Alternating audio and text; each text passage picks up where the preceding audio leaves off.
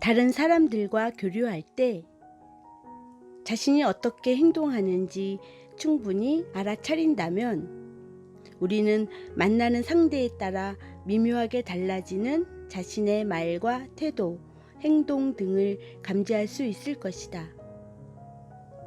처음에는 이것을 다른 사람들에게서 관찰하는 것이 더 쉬울지도 모른다. 그런 다음 자기 자신에게서도 그것을 감지할 수 있을 것이다. 당신이 회사의 사장에게 말하는 방식과 수위에게 말하는 방식에는 미묘한 차이가 있을 것이다. 아이와 대화할 때와 어른과 대화할 때도 다를 것이다. 왜 그런가? 역할을 연기하고 있기 때문이다. 사장과 함께 있을 때나 수위나 아이와 함께 있을 때나 당신은 당신 자신이 아니다.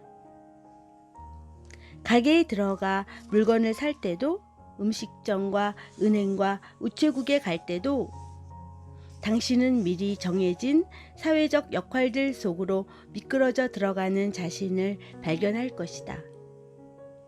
고객이 되어 고객처럼 말하고 행동한다. 그리고 당신과 마찬가지로 자신에게 맡겨진 역할을 연기하고 있는 점원과 종업원에게 고객으로 대접받는다. 조건 지어진 행동 양식이 두 인간 존재 사이에서 실행되면서 그 상호작용의 성격을 결정한다. 인간 존재 대신 개념적인 마음속 이미지들이 서로 상호작용하는 것이다. 사람들이 자신의 역할과 더 많이 동일화될수록 관계의 진정성은 그만큼 사라질 수밖에 없다. 당신은 상대방이 누구인가에 대해서뿐 아니라 자기 자신이 누구인가에 대해서도 마음속 이미지를 가지고 있다. 당신이 현재 상호작용하고 있는 사람 앞에서 특히 그렇다. 그러니까 당신 자신이 그 사람과 관계 맺는 것이 전혀 아니라 당신이 생각하는 나는 누구인가가 당신이 생각하는 그 사람은 누구인가와 관계를 맺는 것이다. 당신의 마음이 당신 자신에 대해 만든 개념적 이미지가 당신이 창조해낸 그 상대방에 대한 개념적 이미지와 관계를 맺는 것이다. 상대방의 마음도 아마 똑같은 일을 하고 있을 것이기 때문에 에고의 바탕을 둔 두 사람 사이의 모든 관계는 실제로는 마음이 만들어낸 네 개의 개념적 정체성들의 관계인 셈이다. 그 정체성들도 결국은 허구이다. 그러므로 인간관계에 많은 갈등이 있다는 것도 그다지 놀라운 일이 아니다. 진실한 관계는 사라지고 없는 것이다. 어느 선승이 이름난 귀족의 장례식을 집전하게 되었다. 장례식장에서 지방의 최고 관리들과 기부인들을 맞이하는 동안 그는 자신의 손바닥이 땀으로 젖어 있는 것을 알아차렸다. 다음 날 그는 제자들을 불러 모아 자신은 아직 진정한 스승이 될 수 없다고 고백했다. 거린이든 왕이든 모든 인간을 똑같은 태도로 대하지 못했다고 그는 설명했다. 자신은 아직 사회적인 역할과 관념적인 정체성을 통해 사람을 보고 있으며 모든 인간의 동질성을 볼 수 없다고. 그런 다음 그는 절을 떠나 다른 스승 밑에서 수행에 들어갔다. 그리고 8년 뒤 깨달음을 얻어 제자들에게로 다시 돌아갔다. 어떻게 지내? 잘 지내. 아주 좋아. 이러한 대화는 진실인가 거짓인가? 많은 경우에 행복은 사람들이 연기하는 하나의 역할이며 웃고 있는 얼굴의 그늘 속에는 많은 고통이 숨어 있다. 미소 짓는 겉모습과 빛나는 하얀 치아 뒤에 불행이 숨어 있을 때, 그리고 심지어 자기 자신에게조차 그곳에 많은 불행이 있음을 부정할 때 우울과 절망과 과잉 반응이 일어나는 것은 흔한 일이다. 불행한 것이 거의 일반적인 현상이고, 불행해 보이는 것이 당연해 그 상황이 사회적으로도 받아들여지기 쉬운 나라들에서보다 미국 같은 나라에서는 특히 에고가 잘 지냅니다 라고 말하는 역할을 연기하는 것이 더 흔하다. 아마도 과장된 이야기겠지만 어느 북유럽 국가의 수도에서는 거리에서 남모르는 사람에게 미소를 지어 보이면 술 주정꾼으로 간주되어 체포당할 위험이 있다고 들은 적이 있다. 자신 안에 불행이 있다면 먼저 그 불행이 거기에 있음을 알아차려야 한다. 하지만 나는 불행하다 라고 말하지 말라. 불행은 당신 그 자체와는 아무 관계가 없다. 그러므로 내 안에 불행이 있다 라고 말하라. 그런 다음 그것을 살펴보라. 당신이 처해 있는 상황이 그 불행과 관계 있을지도 모른다. 그 상황을 변화시키거나 상황으로부터 벗어나기 위해 행동이 필요할지도 모른다. 자신이 할 수 있는 일이 아무것도 없다면 있는 그대로와 대면하라. 지금 당장은 이것이 현실이다. 이 상황을 있는 그대로 받아들이는 것도, 그것 때문에 스스로 불행해지는 것도 나의 선택에 달린 일이다. 불행의 주요 원인은 결코 상황이 아니라 그 상황에 대한 당신의 생각이다. 자신이 하고 있는 생각을 알아차려야 한다. 생각을 상황으로부터 분리시켜야 한다. 상황은 언제나 중립적이며 언제나 있는 그대로이다. 대부분 당신이 생각하는 것들이 당신이 느끼는 감정을 만들어낸다는 것을 알아차려야 한다. 생각과 감정 사이의 연결을 보아야 한다. 생각과 감정이 되는 대신 그것들의 배후에 있는 알아차림이 되어야 한다. 행복을 찾아다녀서는 안 된다. 찾아다닌다면 발견하지 못할 것이다. 행복은 교묘히 달아나지만 불행으로부터의 자유는 지금이라도 얻을 수 있다. 그것은 이야기를 만들어내는 대신 있는 그대로와 마주함으로써 가능하다.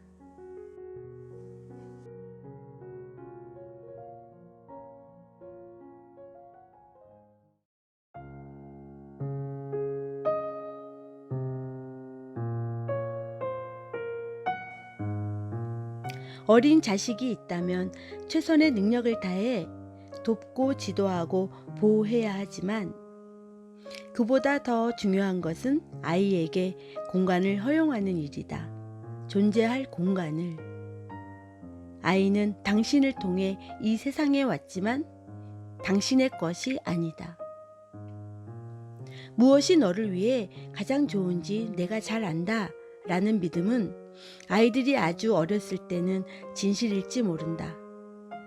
그러나 아이가 커갈수록 그것은 점점 더 진실이 아니게 된다. 아이의 삶이 어떻게 펼쳐져야만 하는가에 대해 기대가 크면 클수록 당신은 아이를 위해 이 순간에 존재하기보다는 당신의 생각 속에 더 많이 사로잡혀 있게 된다. 모든 인간이 그렇듯이 아이도 언젠가는 실수를 저지를 것이고 어떤 형태로든 고통을 경험할 것이다. 사실 그것들은 당신의 관점에서 볼 때만 실수일지도 모른다. 당신에게는 실수로 보여도 아이에게는 꼭 필요한 행동과 경험일 수도 있다. 가능한 한 도움과 조언은 주어야 하지만 특히 특히 이제 막 성인이 된 아이는 때때로 실수할 필요가 있음을 깨달아야 한다. 그리고 때로는 고통을 겪게 해주어야만 할지도 모른다. 고통은 뜻밖의 찾아올 수도 있고 자신이 저지른 실수의 결과로 올 수도 있다. 아이가 어떤 고통도 경험하지 않도록 보호할 수 있다면 좋은 일이 아닐까? 아니다. 그렇지 않다. 아이는 인간 존재로 진화하지 않을 것이며 외부의 물질 형상들과 동일화된 얕은 상태로 머물러 있게 될 것이다. 고통은 당신을 더 깊은 곳으로 데려간다. 역설적이게도 고통의 원인은 형상과의 동일화이지만 그 고통이 형상과의 동일화를 무너뜨린다. 고통의 많은 부분은 에고의 원인이 있지만 결국에는 고통이 에고를 부순다. 단 고통에 의식적으로 깨어 있을 때만 그 일이 가능하다. 인류는 언젠가는 고통을 뛰어넘어야 할 운명이지만 에고가 생각하는 방식으로는 아니다. 에고의 많은 잘못된 가정 중에 하나, 많은 망상 중 하나는 나는 고통받지 않아야 해 하는 것이다. 때로 이 생각은 내 아이는 고통받지 않아야 해 라는 식으로 가까운 사람에게까지 확장되어 간다. 이런 생각 자체가 고통의 원인이다. 고통은 고귀한 목적을 가지고 있다. 의식의 진화와 에고의 불태움이 그것이다. 십자가 위의 사람이 그 원형적인 이미지이다. 그는 모든 남성과 모든 여성이다. 당신이 고통에 저항하는 한 의식의 진화와 에고의 불태움은 더디게 진행된다. 그 저항이 불태워 버려야 할 에고를 더 많이 만들어내기 때문이다. 그러나 고통을 받아들일 때 깨어있는 의식으로 그 고통을 경험함으로써 그 과정이 가속화된다. 자신의 고통을 받아들일 수 있으면 아이와 부모 등 다른 누군가의 고통도 받아들일 수 있다. 깨어있는 의식으로 고통을 경험할 때 변화는 이미 일어나고 있다. 고통의 불꽃은 의식의 빛이 된다. 에고는 나는 고통받지 않아야 해 라고 말하며 그 생각이 당신을 더욱 고통스럽게 만든다. 그것은 진리의 왜곡이며 진리는 언제나 역설적이다. 고통을 초월하려면 고통에게 먼저 예라고 말해야만 한다. 그것이 진리이다.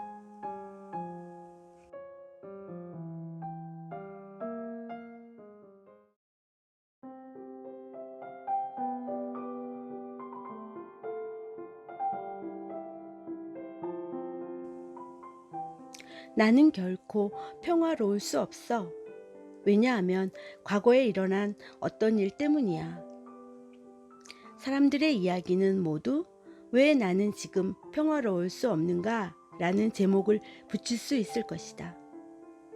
당신이 평화로울 수 있는 유일한 기회는 지금 이 순간밖에 없음을 에고는 알지 못한다. 설령 알고 있더라도 당신이 그것을 알아낼까봐 두려워한다. 평화는 결국 에고의 종식이기 때문이다. 어떻게 하면 지금 평화로울 수 있는가? 현재의 순간과 화해하는 것이다. 현재의 순간은 삶의 놀이가 일어나고 있는 장이다. 삶의 놀이는 다른 곳에서 펼쳐질 수 없다. 현재의 순간과 화해하면 무엇이 일어나는지 보라. 모든 성공과 행복의 비밀을 전하는 세 단어가 있다. 삶과 하나가 되기이다. 삶과 하나가 되는 것은 현재의 순간과 하나가 되는 것이다. 그때 당신은 자신이 삶을 사는 것이 아니라 삶이 자신을 살고 있음을 깨닫는다. 삶은 춤추는 자이고 당신은 그 춤이다. 에고는 현실을 원망하는 것을 좋아한다. 현실이란 무엇인가? 지금 일어나고 있는 것이다. 붓다는 그것을 타타타, 삶의 본래 그러함이라고 불렀다. 삶의 본래 그러함이란 이 순간의 본래 그러함일 뿐이다. 그 본래 그러함에 대해 대항하는 것이 에고의 주된 특징 중 하나이다. 그렇게 해서 부정적인 마음 상태가 만들어지고 에고는 그것 때문에 번창한다. 그리고 그것이 만들어내는 불행을 에고는 사랑한다. 이런 방식으로 당신은 자신도 타인도 고통스럽게 만들지만 자신은 그렇게 하는 것조차 알지 못하며 자신이 지상에 지옥을 창조하고 있다는 것을 모른다. 모르는 채 고통을 만들어내는 것, 이것이 무의식적인 삶의 본질이다. 완전히 에고의 지배 속에 살아가는 삶이다. 자신을 알아차리지 못하고 자신이 무엇을 하고 있는지도 보지 못하는 에고의 무능력은 놀라울 정도이며 참으로 믿기 어려울 정도이다. 에고는 타인에 대해 비난하는 바로 그것과 똑같은 것을 자신이 하고 있으면서도 그것을 보지 못한다. 그 사실을 지적하면 분노하고 부정하고 교묘하게 반론하며 자기 정당화를 위해 사실을 왜곡한다. 개인도 그렇게 하고 기업도 정부도 그렇게 한다. 그리고 모든 방법에 실패하면 소리를 지르거나 심지어 물리적인 폭력까지 휘두른다. 우리는 이제 십자가 위의 예수가 저들을 용서하십시오. 저들은 자기가 무엇을 하고 있는지 알지 못하기 때문입니다. 라고 한 말에 담긴 깊은 지혜를 이해할 수 있다. 수천 년 동안 인간의 상황에 영향을 준 불행의 종지부를 찍기 위해선 당신은 자기 자신에서부터 시작해야만 하며 어떤 주어진 순간에도 자신의 내면 상태에 대해 책임을 져야만 한다. 그것은 바로 지금을 의미한다. 그리고 스스로에게 물어봐야 한다. 지금 이 순간 내 안에 부정적인 마음 상태가 있는가? 그런 다음 자신의 감정과 생각을 주의 깊게 살펴보라. 자신 안에 부정적인 마음 상태가 있음을 알아차린다 해도 그것은 실패가 아니다. 그것이야말로 성공이다. 나는 언젠가 에고로부터 자유로워질 것이다. 그렇게 말하고 있는 것은 누구인가? 에고이다. 에고로부터의 자유는 사실 큰 일이 아니라 아주 작은 일이다. 당신이 해야 할 일은 생각과 감정이 일어날 때 그것들을 알아차리는 것이 전부이다. 그것은 정말로 하나의 행위가 아니라 깨어있는 바라봄이다. 에고 없이 일하는 사람이 크게 성공하는 것은 전혀 놀라운 일이 아니다. 자신이 하는 일과 하나가 되는 사람은 새로운 지구를 건설하고 있는 것이다. 다른 사람들이 나보다 더 성공적이 되거나 더 많은 인정을 받지 못하도록 그들을 깎아내림으로써 사람들은 자신도 모르는 사이에 자신의 일까지도 방해한다. 다른 사람들을 포용할수록 일이 원활하게 흘러가고 하기 쉽게 된다는 것을 에고는 알지 못한다. 당신이 남을 거의 혹은 전혀 돕지 않거나 그들의 길을 방해하면 우주는 사람의 형태로든 환경의 형태로든 당신을 거의 혹은 전혀 돕지 않는다. 왜냐하면 당신이 스스로를 전체로부터 단절시켰기 때문이다. 에고의 핵심에 있는 아직 충분하지 않아 라는 무의식적인 느낌은 다른 누군가의 성공을 볼 때마다 마치 그 성공이 나로부터 무엇인가를 빼앗아 간 것인 양 반응한다. 다른 사람의 성공에 대한 분함이 자신의 성공 기회를 축소시키고 있음을 에고는 알지 못한다. 성공을 끌어들이기 위해선 어느 누구의 성공이라도 환영해야 한다.